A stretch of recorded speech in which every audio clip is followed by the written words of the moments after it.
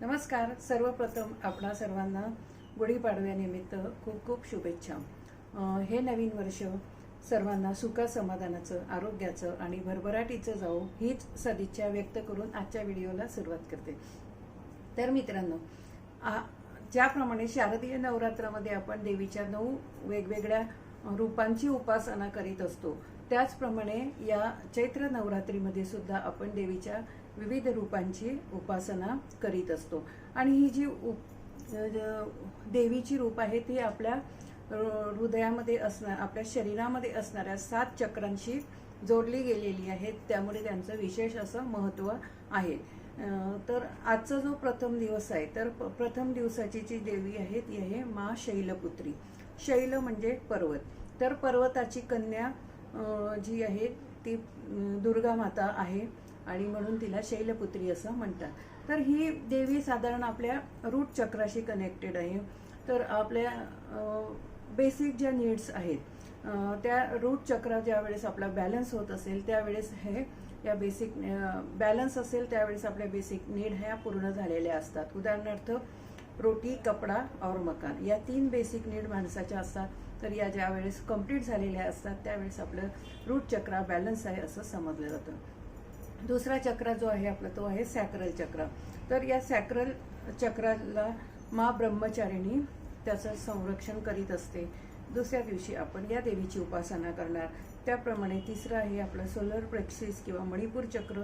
त्याला मा चंद्रघंटा त्याचं संरक्षण करीत असते किंवा मा स्कंद माता. स्कंद म्हणजे कार्तिकेयाचं नाव आहे. तर स्कंदाची माता म्हणजे कार्तिकेयाची माता म्हणजे पार्वती देवी. सर्वच देवी या पार्वतीचे रूप आहे. पुढे जो आहे आपला हार्ट चक्र. तर हार्ट चक्राला संरक्षण देणारी देवी ती आहे ती माता स्कंद माता आहे. आणि पुढे आहे आपलं विशुद्ध चक्र. आपल्या गळ्यामध्ये असणारं विशुद्ध चक्र त्याला मा कात्यायनी त्याचं संरक्षण करीत असते.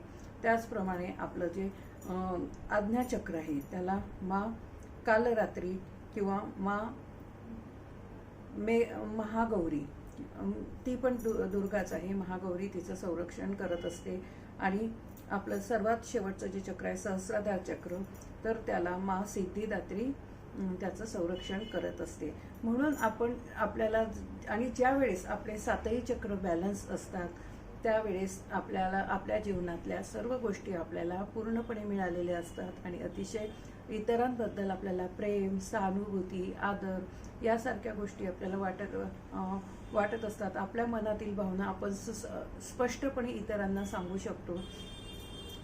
जर यामध्ये काय आपल्याकडे काही कॉन्फिडन्स कमी असेल किंवा लॅक ऑफ सेल्फ कॉन्फिडन्स किंवा प्रोकॅस्टिनेशन यासारखे अनेक वेगवेगळ्या जर गोष्टी असतील आपल्यामध्ये, तर त्या दूर करण्यासाठी या 9 दिवसांमध्ये आपण मातेला तिची आपण उपासना करायची. आणि या गोष्टी माझ्या शरीरातल्या दूर करून मला जीवनाचा आनंद उपभोगण्याची क्षमता माझ्यामध्ये प्राप्त होऊ दे असं आपण देवीला सांगायचं आहे.